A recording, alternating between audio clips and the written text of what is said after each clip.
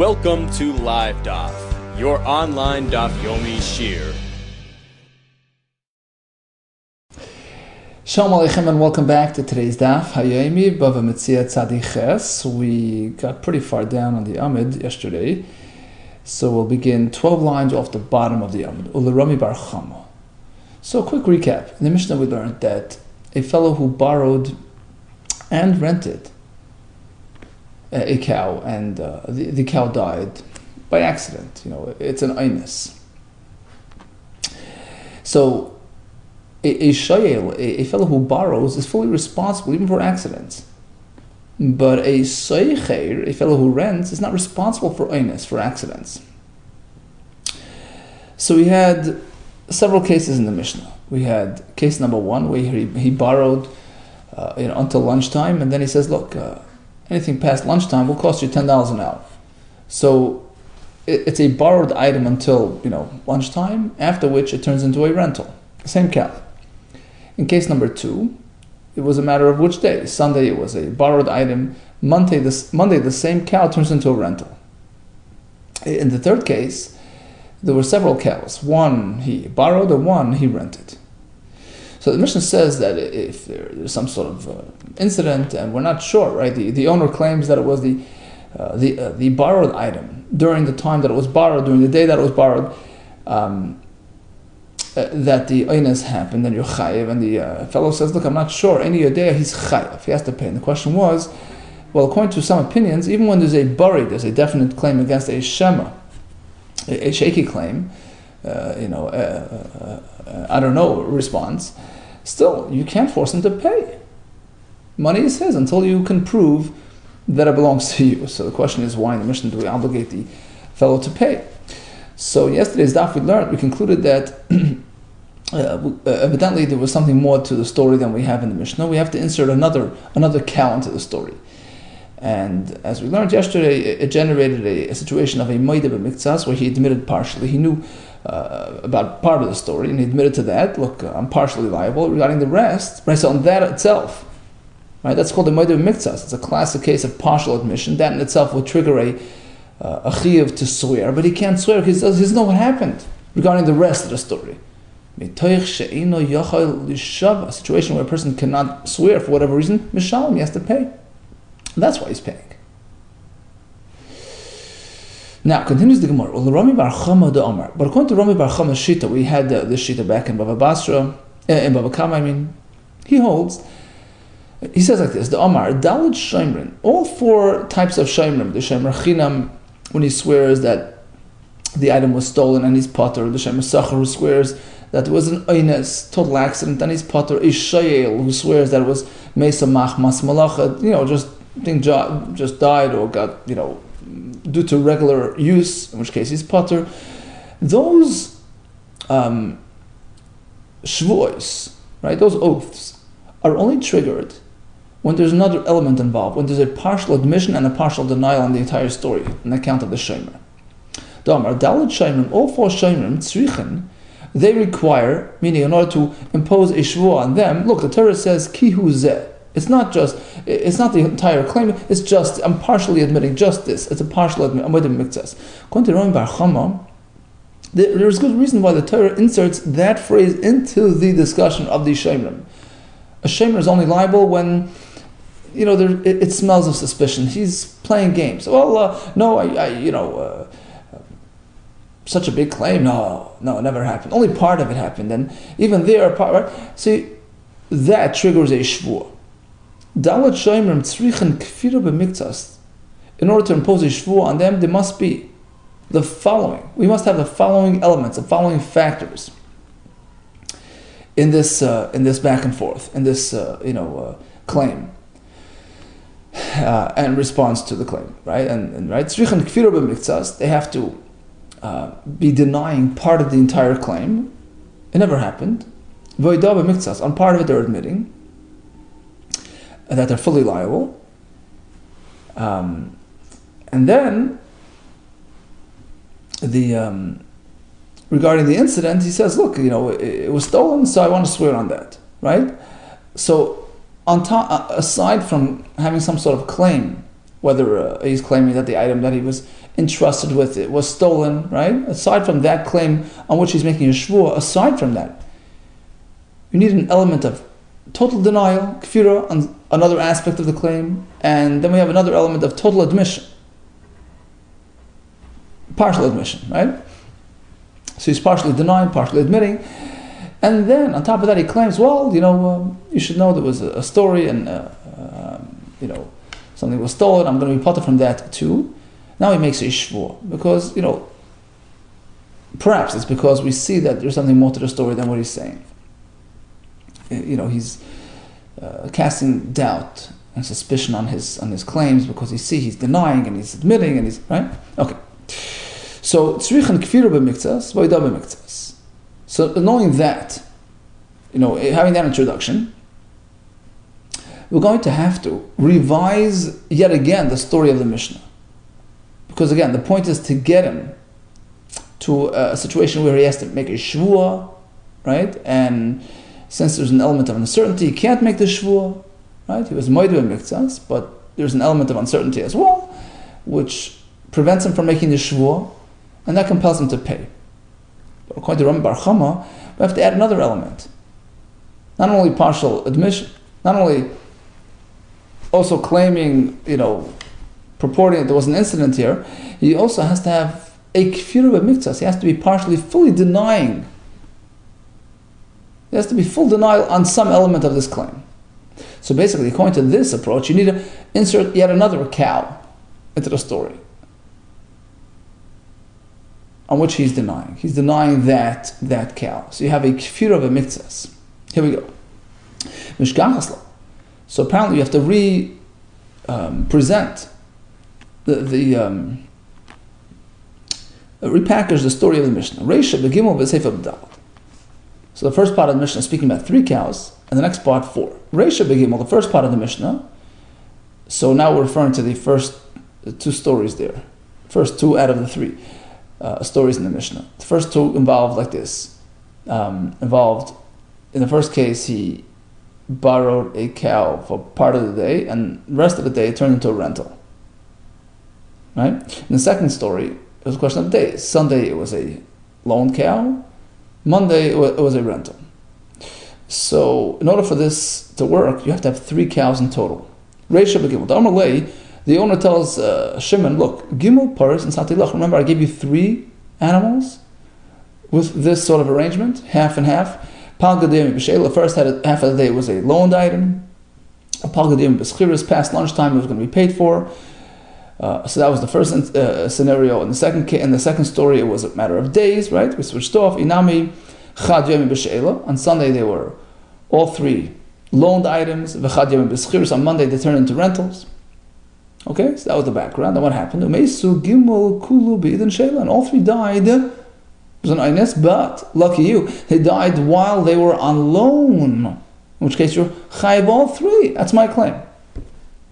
Shimon, the fellow who borrowed, responds like this, with a very colorful response, all-encompassing. There's a denial element, there's an element of admission, there's an element of unknown. Regarding 1 cow, never happened, never gave it to me. So that's a denial. Regarding the second cow, yeah, you're right. It died when it was considered a loan, so I have to pay for that. So that's a haida'ah. Now regarding the third one, I'm not sure. I'm not sure whether it died when it was on loan, in which case I'm chayiv for the oinus, or whether it died when it was already a rental, in which case I'm potter on the oinus. So now we go back to the mitoich since you can't actually articulate the shvuah, you can't swear because he doesn't know. Right? It's admitting he doesn't know. So he has to pay. So basically all we're doing now is adding another cow to the story to include an element of denial. And based on this, the Seifa, the next story with the where it was a couple of cows, right? One was the borrowed one was the rented one. Seifa b'dalad, you have to add another 2. You have to have a total of 4. to get to the same conclusion. Reuben is claiming that he gave him 4 cows. 3 were on loan, 1 was a rental. And all 3 died. Which 3? The borrowed items. And Shimon responds, look, 1 cow never happened. That's his kefira element. In the sheila mesa, regarding the second one, yep, you're right. It died while it was, borrowed. Meaning, sorry, the next one that died was the borrowed one. Regarding the other one, I'm not sure. I'm unsure as to which one was the one that died. Either schirus mesa, was it the one that was the rental, in which case I'm potter, or the kaim of the sheila, and the one that's that survived the ordeal was the borrowed one, so I'm potter. Or the sheila mesa, or the kaim of the schirus, or perhaps the other way around. The borrowed one died, in which case I'm chayiv, or the kaim of the schirus, and the one that survived was the rental. So since he doesn't know, he can't swear. If he can't swear, he has to pay. Okay, Mishnah continues. So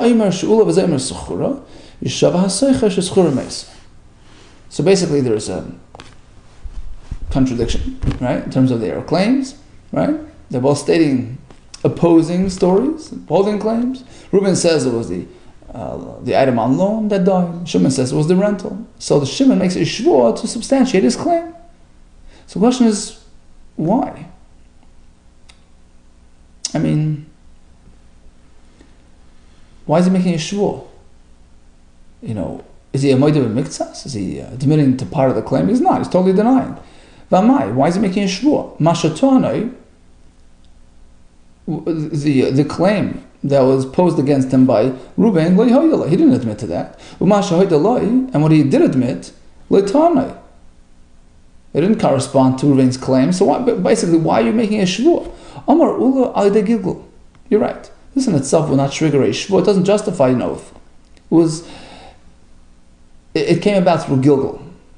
What does that mean? So Rashi brings the Gemara in Soita. We learn from the story of the Soita where she says, look, I'm accepting this oath. Amen, amen, yes. What's the duplication? It covers territory which wouldn't ordinarily justify a shvua, but once you're making an oath, you can expand it to cover other areas as well. So that's what happened here. The Amrli Ishtabali Izu. Reuben says to him, look, at least make a shvua to me, miyas the chadar kamesa. You have to substantiate your claim that it died, naturally. I mean, maybe it was stolen, right? You have to prove that it happened that way, okay? So that is fully justified, right? You can impose a shvua on the shomer to authenticate his claim. Now, once he gets him going, that's the halach. Once you open that shvua door, once he gets him to swear, to substantiate his story, so now you can force him to also identify the cow that died. He has to swear that in fact his claim that the rental was the one that died is in fact the one that died. Both not sure, so we split it down the middle. So the question is, according to Shitas Chachamim, we typically apply the klal hamoitzi mechaver al varai, the one who's charging the money, he has to prove his case. So why would you go and split it now? You can't. Nobody can prove it. The answer is Hamani Sumchasi. We're going with the opinion of Sumchus. The Amar Maman Hamutal B'Safik Cholkin, when there's an open disagreement and a strong element of uncertainty with respect to finances. So we make a chalukah, we split it, and that's why he pays half. Continues the Gemara on the topic of a loaned item which turned into a rental. Here comes an interesting Gemara. Suppose he borrowed the item with the element of ba'al of imay, right? If the owner was around and serving the borrower, so that exempts the borrower from obligations, from responsibilities, right? So shala b'balam. Let's say he borrowed the car on Sunday with the owner. Ba'al of imay, he's potter. Then on Monday he turned around, right, the next day, and he rented the item. He turned it into a rental. But the thing is, at this time, the owner wasn't around, wasn't serving him. What's the halach? Miyamrinan, shall we say? Oh, it's two different transactions, unrelated one to the other. Sunday's loan stands alone from Monday's rental. which is a totally independent and separate transaction, unrelated, and therefore Monday's rental cannot benefit from Sunday's loan, which had the element of Bava Metzia. So it's a regular rental. Or no, they're very much connected. The fact is, there's an element of Shimon's responsibility due to that loan on Sunday, which is maintained, which stays, because even though a borrowed item, right, a shayel, carries a higher level of responsibility than a seicher, but to a certain extent, there's a continuity because a seicher is still chayav for, let's say, for gneva v'aveda, right? So in terms of that aspect of his responsibilities, that's sort of maintained, right? So you can say that the schirus, the Monday's rental, links into Sunday's transaction, because after all, it doesn't really do a new kinyan, right? It's sitting in his backyard anyway, so it's basically been triggered. Monday's responsibility due to that rental on Monday has already been triggered, initiated through Sunday's kinyan. Because there's an element of responsibility that carries over from the sheila to the schirus, i.e., his achrayis for gneva aveda. So perhaps you can say that the Bava Metzia element that was present on Sunday's gneva aveda responsibility due to that loan carries over into Monday as well. Okay, let's adopt the second approach, that there is continuity, it maintains. What about if it's reversed? He rented it on Sunday with Bava Metzia, but then on Monday he turned around and borrowed the same item. He didn't give it back to him, by the way. He didn't return it and take it back. He left it in his backyard, right? But he just switched the terms into from a rental to a loan. But this time it was Sha'ala Shalei B'Bailim. He borrowed it without the owner's presence. Ma was the halacha. So it's a bit more difficult to understand why it would carry over, because Sheila B'Schirus Vada L'Sheicha. There's certainly room to think that, Sheila, Monday's loan is not really considered a carryover from Sunday's rental, because Sheila is a much higher level of responsibility than Sechirus. So there's no connection. But you can say, no, there's an element of the achrayis that was present by the Sechirus on Sunday, which does carry over, i.e., Gneva Aveda. That stays intact. So since there's a small element of continuity, given the Shachar Miksa, since there's some connection, somewhat of a connection, combine the Shachar B'Kuladami. So it's as though the entire transaction that happened on Monday is really just a continuation of Sunday, and it has the element of Bava Metzia due to Sunday's Bava Metzia. If you're going to say Lo Yamrinan Kivan the Shaycha B'Miktsas Kaman the Shaycha B'Kuladami, let's say you don't adopt this approach that if there's a small connection, it's as though the entire thing is a continuation. So let's say like this: Sha'ala b'Balam, Uschara Shalei b'Balam, V'Chazar b'Sha'ala b'Balam. V'Chazar b'Sha'ala Ma'o. Okay, again, he borrowed it on Sunday, but with Bava Metzia. Monday turned around and switched the terms to a rental. Shalei b'Balam. On Tuesday, B'Chazar turned around b'Sha'ala b'Balam and turned it back into a loan. What would you say in this case? Mahu. Shall we say, Hadar Asyula Sheila Duchta? The fact is, I'm reverting, so to speak, back to the original terms. I'm going back home to the initial Sheila, which was with Bailam. Or no, if Afsikal Aschiras Beni Ubeni, too late. Monday's rental period intersected between Sunday and Tuesday. You can't connect Sunday and Tuesday any longer. And what about the other way? Schara b'Bailam, v'Shallah. He rented it on Sunday with Bailam, turned it around into a loan on Monday. V'Chazar b'Sachar on Tuesday, turned it back into a rental. Ma, what's the halacha here? Miyamrina, shall we say, Asla Schiras L'Luchta? You're back renting it again. You're back to Sunday's terms. Schira b'Bailam, you're potter. I don't know. If Sikala Sheila Beni Beni, Monday's Sheila period breaks it up, you can no longer reattach back to Sunday, take it or leave it standing. Says the Mishnah, Sheila Zapara. Fellow borrowed an animal,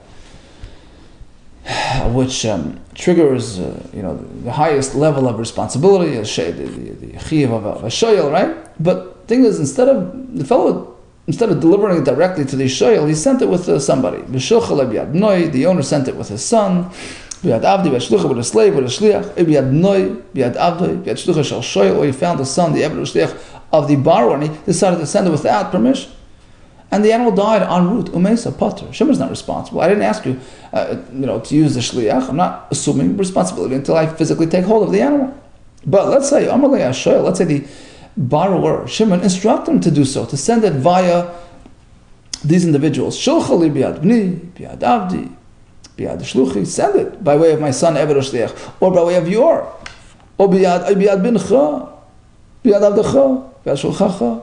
Or the owner had initially informed, he asked the borrower, right? He told him, right? I'm sending it with this individual. Biad bni, biad avdi, biad shluchi, or biad b'necha, biad avdecha, biad shulchacha, right? So he gave that option, right? He gave him that option. And he proposed to him, and the Shimon says to him, look, yeah, sure, shlach, send it with the individuals. And he did send it through them. And something happens, then he's chai because, it was by way of his instructions. He totally took responsibility from that moment. The same exact principle applies on the return trip as well. So basically, the shayil is fully responsible until it gets back to the owner. And if he sends it through a shliach, he's still responsible unless the owner instructed him to do so. Okay, let's quickly recap today's daf. We had the Mishnah where we had a chiyuv to pay. The question was, why is he paying? And the answer was either bari v'shema, bari is stronger, or because there was a moed of miktsas and a level of uncertainty as well. According to Ram Bar Chama, we need an element of denial as well. So we have to add another cow to the story. We explained that in the second case of the Mishnah, why is there a shvur? Because of Gilgal shvur. In the next case, why is there a achleiku? We're going like sumchas. We had a variety of cases, chain cases, and we want to know whether there's a connection or not. And we concluded with the Mishnah regarding the parameters of the shayil's responsibilities. Okay, pick it up again tomorrow, Be'ez Hashem. All the best to you, Hatzlacha Rabbah.